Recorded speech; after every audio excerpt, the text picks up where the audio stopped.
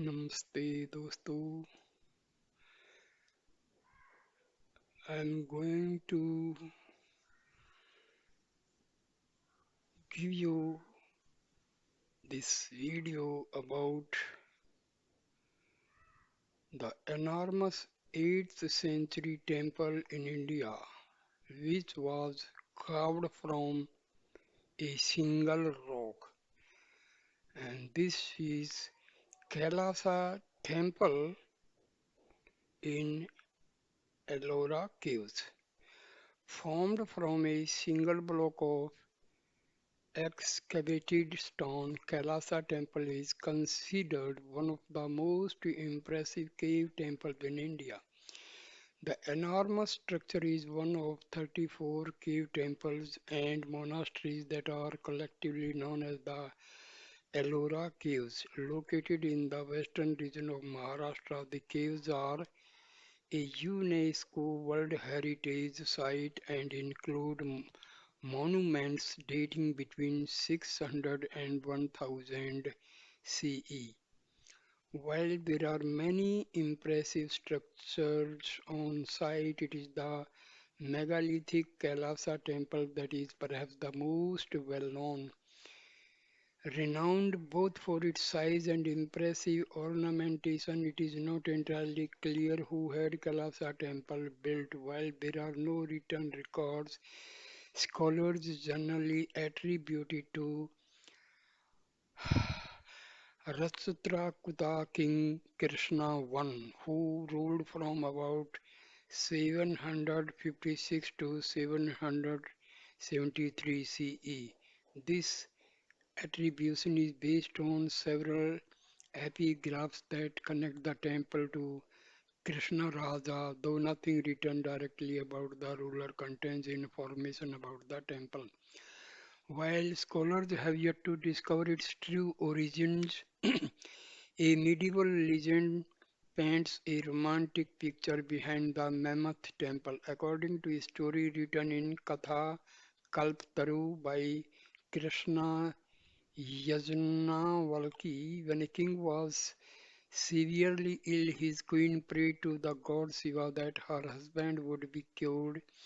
In return for his help, the queen vowed to construct a temple in Shiva's name and fast until the shikhara or a peak of the temple was completed.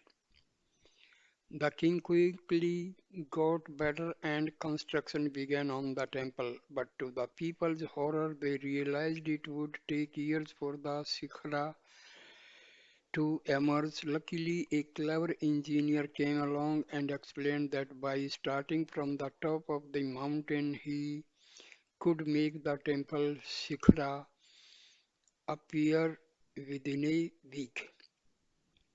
Shikhara is peak. This was much to the relief of the queen, who could quickly finish her fast, and thus the temple was constructed from the top down. Though this is a legend and not fact, the truth is that Kailasha was built from the top. This unusual decision called for 2 lakh tons of volcanic rock to be excavated from the rock. Standing at about 3 stories tall, a horseshoe-shaped courtyard has a gopuram tower at its entrance. Given the vast space and the ornate decorations of the temple, it is believed that the work may have started with Krishna I but could have carried on for centuries with different rulers adding their own flair.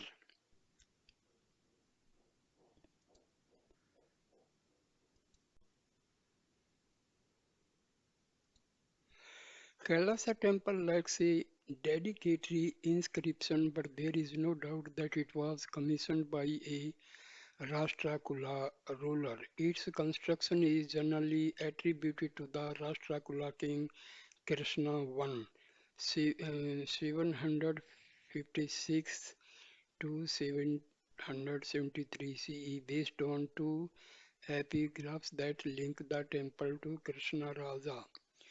The Vadodara copper plate inscription, that is 812 to 813 CE of Karkaraja II, a ruler of a Rashtrakuta branch of Gujarat, records the grant of a village in present-day Gujarat. It mentions Krishna Raja as the patron of Kailasha Natha and also mentions a Shiva temple at Ellora. It states that the king constructed a temple so wondrous that even the gods and the arch- architect were astonished. Most scholars believe that this is a reference to the Kailasha Shiva temple at Ellora. The Kadamba grant of Govinda Prabhu's Varsa similarly appears to credit Krishna Raja with the construction of temple. However, the attribution of the temple to Krishna one is completely certain because these epigraphs are not physically connected to the caves and do not date Krishna Raja's reign. Moreover, the land grants issued by Krishna's successor do not contain any reference to the Kailasha temple. The Kailasha temple features the use of multiple distinct architectural and sculptural styles. This, combined with its relatively large size, has led some scholars to believe that its construction spanned the range of multiple kings. Some of the temple's reliefs feature the same style as the one used in the Dasavatara cave, cave 15, which is located next to the temple. The Dasavatara cave contains an inscription of Krishna's predecessor and nephew, Danti Durga, 735 to 756 CE. Based on this, art historian Hermann Gorge 1952 theorized that the construction of the Kailasha temple began during the reign of Danti Durga. Krishna consecrated its first complete version, which was much smaller than the present day temple. According to God's Danti Durga's role in the temple construction must have been deliberately suppressed as Krishna sidelined Danti Durga's sons to claim the throne after his death. Based on analysis of the different styles, Gods further hypothesized that the later Rashtrakuta rulers also extended the temple. These rulers include Dhru, Dhruvasvarsha, Govinda III, Amogvarsha, and Krishna III. According to Gods, the 11th century Parmara ruler Bhoja commissioned the elephant lion frieze on the lower plinth during his invasion of Deccan and added a new layer of paintings. Finally, Ahilyabai Holkar commissioned the last layer of paintings in the temple. M.K. Dhawalkar 1982 analyzed the architecture of the temple and concluded that the major part of the temple was completed during the reign of Krishna I, although he agreed with Godse that some other parts of the temple complex can be dated to the later rulers. According to Dhavalkar, the following components were completed by Krishna: the main shrine, its gateway, the Nandi Mandapa, the lower story, the elephant lion frieze, the court elephants, and the victory pillars. Dhavalkar admits that the most important sculpture of the temple, which depicts Ramana seeking the Kailasa mountain, appears to have been built after the main edifice. This sculpture is considered as one of the finest pieces of Indian art, and it is possible that the temple came to be known as Kailasa after it. Dhavalikar theorizes that this sculpture was carved around 3-4 decades after the completion of the main shrine on the basis of similarity to the Tandava sculpture in the Lankeshwar cave. As Goetz dated this relief to the reign of Krishna III.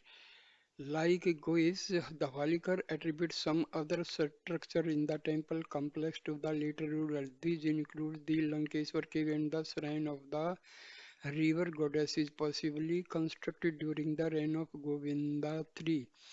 Dhavalikar further theorizes that the excavation of the The Saptara cave, which began during the reign of Danti Durga, was completed during the reign of Krishna. This explains the similarity between the sculpture in the two caves. Pallava Chalukya influence. Dhavalikar pointed out that no major part of the monolithic temple appeared to have been an afterthought. Architectural evidence suggests that the entire temple was planned at the beginning. The main shrine is very similar to, although much larger than, the Virupaksha temple at Pattadakal, which itself is a replica of the Kailasha temple at Kanchi. The Pattadakal Virupaksha temple was commissioned by the Chalukya of Badami to commemorate the victory over the Palwas who had constructed the Kailasha temple at Kanchi. According to the Virupaksha temple inscriptions, the Chalukya brought the Palwa artist to Padakkal after defeating the Palwas. Dhavalikar theorizes that after defeating the Chalukyas, Krishna must have been impressed by the Virupaksha temple located in their territory. As a result, he brought the sculpture and architecture of the Virupaksha temple, including some Palwa artists, to his own territory and engaged them in the construction of the Kailasha temple at Ellora.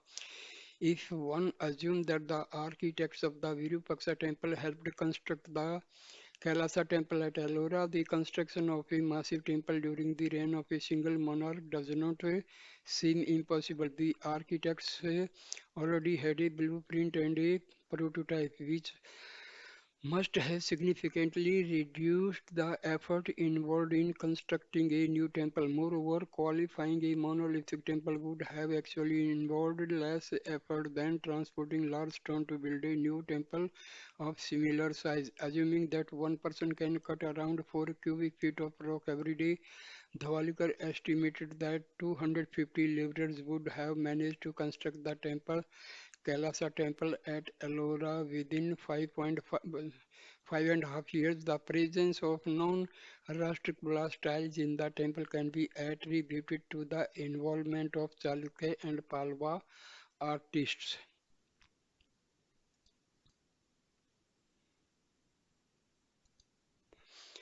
Construction method. The Kailasha temple is notable for its vertical excavation. Carvers started at the top of the original rock and excavated downward. The traditional methods were rigidly followed by the master architect, which could not have been achieved by excavating from the front.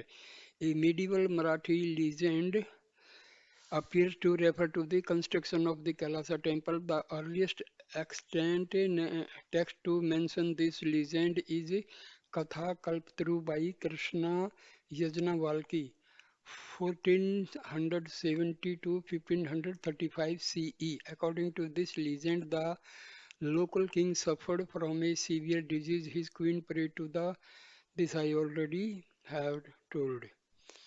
So one architect named Kukasha assured the king that the queen would be able to see the Shikhara of a temple within a week time. He started building the temple from the top by carving a rock.